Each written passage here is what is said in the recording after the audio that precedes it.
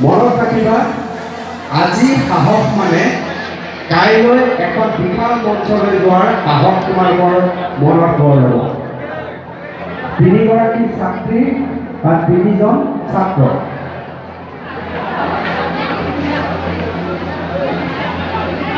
তুমি জীয়াই আছিলি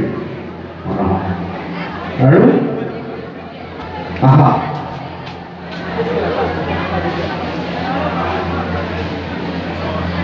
হাজৰ এনেকুৱা চুৰি কাপ পায় নেকি? হাজৰ এনেকুৱা চুৰি কাপ পায় তামাম দিছে। আৰু এটা কথা সদায় মনত ৰাখিবা,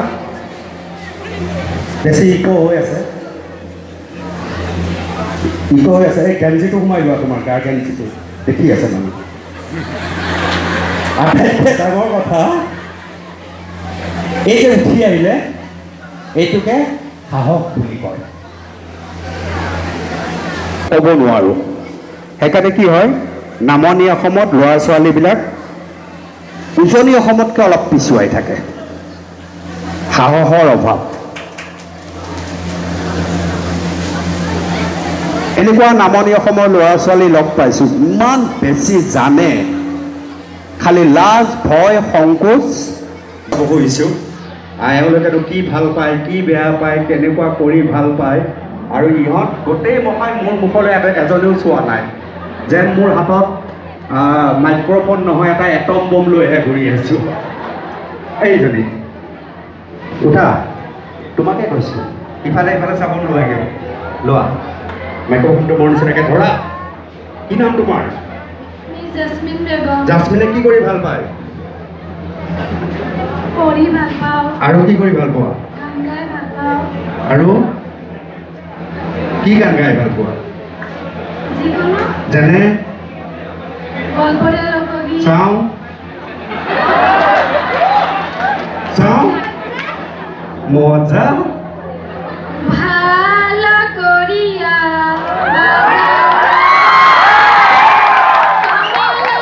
সুন্দরী নাচে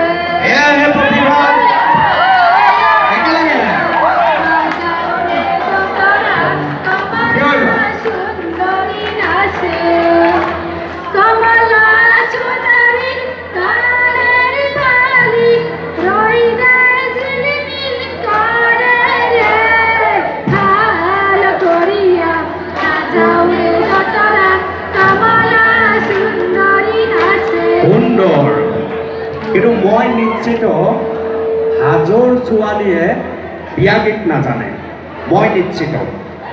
যদি দম আছে কোনোবাই কওক যে তেওঁলোকে বিয়া গীত জানে। বিয়া ঘৰ এখনত বিয়া পাতিলে আমাৰ হিন্দুৰ বিয়াৰ কাৰ্যত কিছুমান গীত গায়, বিয়া গীত। হাজো মহাবিদ্যালয়ৰ ছোৱালীৰ দম আছে যেন মোৰ নালাগে যে তেওঁলোকে বিয়া গীত গাব পাৰিব। আছে নেকি কাৰোবাৰ? হাত দাঙি দিলে হ'ল। কোন আছে? ওলাইছে, চাওঁ শুনি চাওঁ এবাৰ। উৎসাহ দিব লাগে, উৎসাহ দিব লাগে। এনে এনে কলগেটৰ এক দি নাথাকাগে দেই, উৎসাহ দিবা। ঠিক আছে, আগে দিয়া পাছে দিয়া ওই রাম আগে দিয়া পাছে দিয়া গা ধুয়ে দেবে মিলা নাই খুলিলে ও আগত দিয়া পাছ দিয়া পঞ্চ আয়তীয়ে হেৰা মৰা। মই জানো দুর্বাঘাতর পানি আনি দুর্বাঘাতর পানি আনি দিয়ে মূরত ঢালি কিরামরা দিয়ে মূরত ঢালি। অকণমান খেলি মেলি হৈছে, কিন্তু সৎ সাহস কৰিছে, এইটো ডাঙৰ কথা। শিকিবা ভাত খুব প্ৰয়োজন আমাৰ সংস্কৃতি নহয়। আমি আমাৰ সংস্কৃতি নাজানিলে কোনে জানিব? জানিব লাগিব আমি, হয়নে নহয়? আৰু কোনোবাই জানা নেকি? জানা কম্পিটিশ্যনত যেনেকৈ গাই সেনেকুৱা কোৱাচোন, কোৱা। হৰি বোলা চলন্ত চাইকেলেৰে দাদা গৈ আছিল ইপিনে বাইদেৱে পদূলিত আছিল যাওঁতে দাদায়ে একো নকলে আহোঁতে দাদায়ে প্ৰশ্ন কৰিলে প্ৰথমে সুধিলে তোমাৰ নাম কি মোৰ নাম মাজনী মা দেউতাৰ যি দ্বিতীয়ত সুধিলে ঘৰত কোন আছে মা দেউতা ভাই ভনী সকলো আছে বাহ! তৃতীয়ত সুধিলে হবানে বিয়া যদিহে মমিলে নহনো কিয় হৈ যাব ৰ'বা। এতিয়া কথাটো এনেকুৱা তোমালোকক কৈছোঁ কেৱল লিপষ্টিক ল'লেই নহ'ব কেৱল লিপষ্টিক ল'লেই নহ'ব এই গানবিলাকো গাব জানিব লাগিব হয়নে এইবিলাক আমাৰ কালচাৰ আমাৰ সংস্কৃতি আমি নাজানিলে কোনে জানিব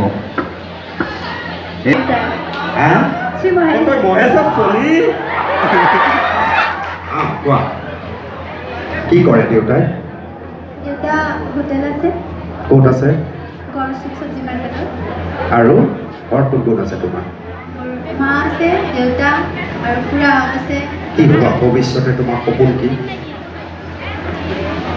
নাৰ্ছ হয় নাৰ্ছ চিকিৎসা নাৰ্ছ হোৱাৰ হেঁপাহ ঠিক আছে হ'ব তোমাৰ নাম কি ভণ্টি কিয় হোৱা কোৱা আমি নাম অংলি তুমি কি হ'বা ডাঙৰ হ'লে ঐ নপলাবি ঐ পলাব নালাগে ব'ল। আহ। ঠিক আছে কি নাম আমি নাম অংলি ঐ ভণ্টি নপলা তাইক ধৰ কি কৰিবা ডাঙৰ হ'লে পুলিচ হওঁ পুলিচ বাহ আৰক্ষীৰ চাকৰি কৰিব তাই কিয় কিৰণ বেদী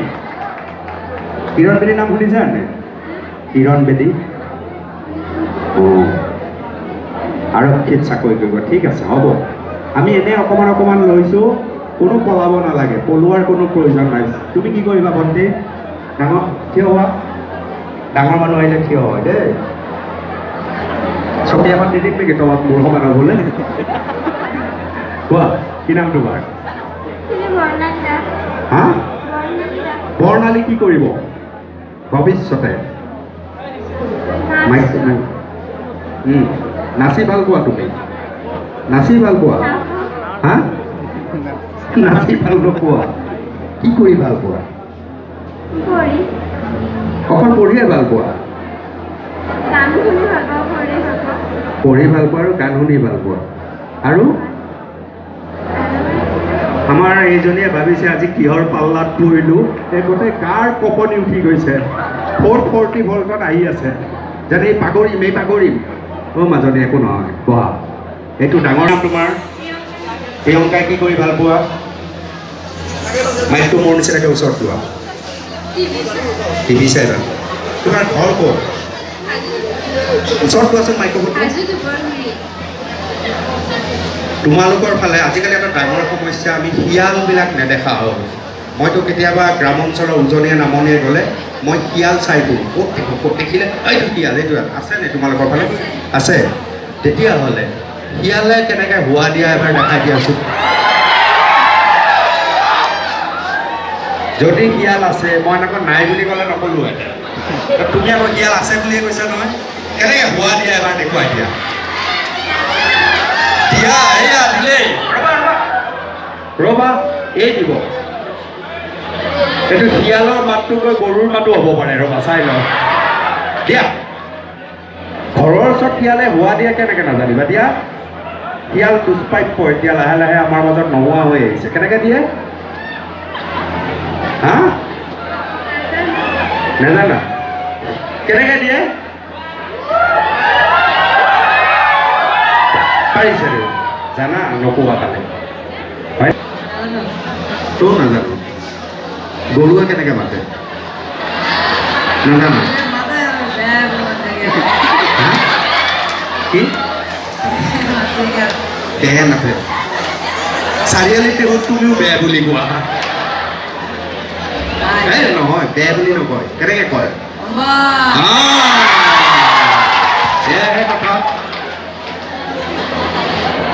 দামী হ'লে নহ'ব, আমাৰ মগজুবিলাকো দামী হ'ব লাগিব। কি কৰি ভাল পোৱা? কি কৰি ভাল পোৱা? মোক চাই ভাল পাব নালাগে, বাকী কোৱা কি কৰি ভাল পোৱা? কোৱা কি কৰি ভাল পোৱা? ধেমালি কৈছোঁ ভণ্টি, কোৱা তোমাৰ নামটো? জুৰি কি? জুৰি বেগম। কি কৰি ভাল পোৱা জুৰি বেগমে? এনেই থাকি ভাল পাওঁ আৰু, হয়নে নহয়? হোৱাটছআপ কৰি ভাল পাওঁ, মেছেঞ্জাৰত বিজি থাকোঁ, বেলেগ ভাল নাপাওঁ আৰু ন? তেনেকৈ নহ'ব নহয়। চিকিৰে থাকোৱা জাৰি। হাজো কিহৰ বাবে বিখ্যাত? আই গ'ল ইম্পৰ্টেণ্ট কুৱেশ্যন। সেইফালে চুকৰ ফালে ইচ্ছা কৰিলে পলাব পাৰা। হাজো কিহৰ বাবে বিখ্যাত? মোক সোধা তেজপুৰ কিহৰ বাবে বিখ্যাত? মোৰ ঘৰ তেজপুৰত, অনৰ্গল কৈ যাম। আৰে হাজো, হাজো মোৰ মৰমৰ হাজো। কাছ এটা দেখিলেও মোৰ হাজোলৈ মনত পৰি যায়। তুমি নাজানা হাজো কিহৰ বাবে বিখ্যাত? কোৱা। মোৰ ঘৰ হাজোত নহয়। ক'ত ঘৰ তোমাৰ? মুকালমুৱাখন হাজোৰ ওচৰতে, মাজনী। মোৰ ঘৰ তেজপুৰত, মোৰ ঘৰ তেজপুৰত। হাজো কিহৰ বাবে বিখ্যাত? কিহৰ বাবে? এজনে কোৱা, এজনে কোৱা, এজনে। হাজো কিহৰ বাবে বিখ্যাত? পিতলৰ বাবে। কিন্তু সমগ্ৰ ভাৰতবৰ্ষক হাজোক বেলেগ হিচাপে জানে। মই এই প্ৰশ্নটোৰ উত্তৰ বিচাৰিছোঁ। কোনে ক'বা? কোনে ক'বা? কোনে ক'বা? মিলন ভূমি। কিন্তু তাৰ লগতে মিলন ভূমি। কিয় মিলন ভূমি? তাই ক'ব। কি আছে? হাজো কৈ যোৱা, সেইফালে চোৱা, সন্মুখৰ ফালে চোৱা। হাজো আমাৰ পঞ্চতীৰ্থৰ বাবে বিখ্যাত হয়। গুড। আৰু অতি জনপ্ৰিয় হয়। একেবাৰে সঁচা। আৰু সেইফালে ভাইটিয়ে কৈছে হিন্দু মুছলমানৰ মিলন ভূমি। কেনেকৈ মিলন ভূমি? কাৰণ ইয়াত হিন্দু জাতিও পোৱা যায়। নাই, বেলেগ এটা বস্তুৰ কাৰণে। সেইটোতো চবেই জানে। কিয় মিলন ভূমি? হয়গ্ৰীৱ মাধৱ মন্দিৰ পুৱা মক্কাৰ বাবে বিখ্যাত। তোমালোক সৰু ঠাই নহয়, মনত ৰাখিবা। তোমালোক হয়গ্ৰীৱ মাধৱ মন্দিৰ আৰু পুৱা মক্কাক চুই থকা এটা অঞ্চলৰ প্ৰতিনিধি তোমালোক, যাক সমগ্ৰ ভাৰতবৰ্ষে জানে, যিটো অঞ্চলত। আৰু সেই অঞ্চলৰ মানুহে যেতিয়া সেমেনা সেমেনি কৰিব, লাজ কৰিব, ভয় কৰিব, সংকোচ কৰিব, তেতিয়া পৰ্যটক বাহিৰৰ পৰা আহিলে তোমালোকে লগ পালে কেনেকৈ বুজাবা নিজৰ অঞ্চলটোৰ বিষয়ে? হয়নে? সেইকাৰণে প্ৰচুৰ ব্যক্তিত্ব সম্পন্ন আমি হ'ব লাগে। আমি নজনাটো ডাঙৰ কথা নহয়, কিন্তু আমি জানিবলৈ চেষ্টা কৰাটো খুব গুৰুত্বপূৰ্ণ। হয়গ্ৰীৱ মাধৱ মন্দিৰ আৰু পুৱা মক্কাই জানো এইটো জ্ঞানৰ মাত্ৰ এটা গুৰুত্বপূৰ্ণ জ্ঞানত সোমাই যাব পাৰে।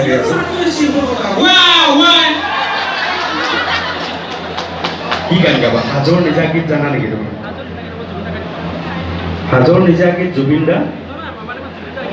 নাই, হাজোৰ নিজা গীত কি আছে? বাক্যখনত কোৱা। হাজোৰ নিজা গীত কি আছে? মই সামৰি মই এৰিম এতিয়া তোমালোকক। বহুত সময় অকণমান অসুবিধা দিলোঁ, দিগদাৰ দিলোঁ, কামুৰিলোঁ। এতিয়া অলপমান জুবিন গাৰ্গৰ গানটো আমি শুনি থাকোঁ, ইয়াত নুশুনো আৰু। মোৰ প্ৰিয় শিল্পী এজন কাঞ্চনজংঘা ধূলিকণা তামাম গীত। আৰু মই এৰিম। আৰু কোনোবাই কিবা ক'বা, নিজৰ মনৰ পৰা ক'লে ক'ব পাৰা। মই বিদায় লওঁ, বহুত সময় ল'লোঁ। কোনে? ভণ্টি তই তোমাকে কৈছোঁ ডাবৰ ৰেড পেষ্ট আকাশ চুবৰ মন। ডাবৰ ৰেড পেষ্ট মানে তাৰ খোৱা সামগ্ৰী। সেইটোৱে লাগিছে তোমাক। কোৱা, অলপ কোৱা, মনৰ কথা কোৱা। এনেই অলপ ধেমালি কৰিছোঁ, যি মন যায় কোৱা। কেনে লাগিছে আজি ইয়াত? কোনো নুশুনে তোমালোকক। ময়ে একমাত্ৰ প্ৰাণী যি আহি তোমালোকক ক'লোঁ। কিয় মই কেতিয়া গান গালোৱে অঁ তোক মানে গান শুনিবলৈ ইয়াত আহিছিলা দুৰ্ভাগ্যবশতঃ মোৰ লগতো ফচি গ'লা নে কি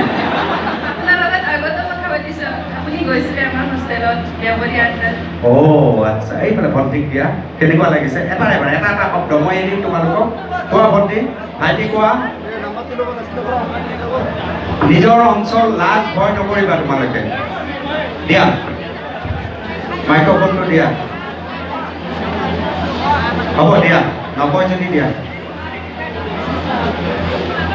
এটা সুযোগত সৰ্বভাৰতীয় প্ৰেক্ষাপটত যদি আমি যুদ্ধ কৰিব লাগে সৰ্বভাৰতীয় প্ৰেক্ষাপটৰ যিবিলাক প্ৰতিযোগিতা আছে সেই প্ৰতিযোগিতাত যদি আমি অংশগ্ৰহণ কৰিব লাগে তেতিয়াহ'লে আমি প্ৰবল ব্যক্তিত্ব সম্পন্ন হোৱাটো প্ৰাথমিক চৰ্ত আমি চকুত চকু চাই কথা ক'ব পাৰিব লাগিব মানুহৰ আজিকালি পঢ়া শুনা কৰি ভাল ৰিজাল্ট হোৱাৰ পিছতো ভালকৈ কথা ক'ব নোৱাৰা নিজৰ ব্যক্তিত্ব প্ৰকাশ কৰিব নোৱাৰা সংকোচ লাজ ভয় এইসমূহে আমাক পিছুৱাই লৈ যায় মনত ৰাখিবা গ্ৰামাঞ্চলৰ পৰাই কিন্তু হিমা দাসৰ জন্ম হৈছে এইখন অসমতে সেইকাৰণে তোমালোকৰ গ্ৰামাঞ্চলৰ 90% ল'ৰা ছোৱালীৰ পিতৃ মাতৃয়ে যেনে তেনে নিজৰ সন্তানক পঢ়ুৱাইছে মই বুজি পাওঁ উপলব্ধি কৰোঁ এই কথা হয়তো কাৰোবাৰ পিতৃয়ে হাজিৰা কৰে কাৰোবাৰ পিতৃয়ে সৰু কিবা এটা চাকৰি কৰে কিন্তু ঘৰৰ আৰ্থিক দুৰৱস্থা তোমাৰ উন্নতিৰ বাধা হ'ব নোৱাৰে সৎ সাহস লোৱা আগুৱাই যোৱাৰ প্ৰতিশ্ৰুতি লোৱা যিকোনো বাধা বিপত্তি তোমালোকে আগবাঢ়ি পেলাই থৈ তোমালোক ডাঙৰ মানুহ হ'ব পাৰিবা আৰু পিতৃ মাতৃৰ সপোনবিলাক পূৰ হ'ব সম্ভৱ হ'ব তাৰ মাজেদি আশা কৰিছোঁ হাজো মহাবিদ্যালয় নৱাগতা এইসকল ছাত্ৰ ছাত্ৰী আজিৰ দিনটো উপলব্ধি কৰিব যেতিয়া দুখ আহে যেতিয়া হতাশা আহে যেতিয়া সংঘৰ্ষৰ কথা ভাবে তেতিয়াই যাতে এবাৰ মই কোৱা এই কথাখিনি মনত পেলাই যে হতাশাই মানুহক কেৱল দুৰ্বল কৰে আৰু দুৰ্বল মানুহে জীৱনত একো কৰিব নোৱাৰে বন্ধুবৰ্গৰ মাজত নিজৰ দুৰ্বলতাবোৰ প্ৰকাশ কৰাটোৰ সমান ডাঙৰ মূৰ্খামি আৰু একো নাই সেইকাৰণে মনৰ ভিতৰত আত্মবিশ্বাস জগাই তোলা ঘৰত অৰ্থৰ সমস্যা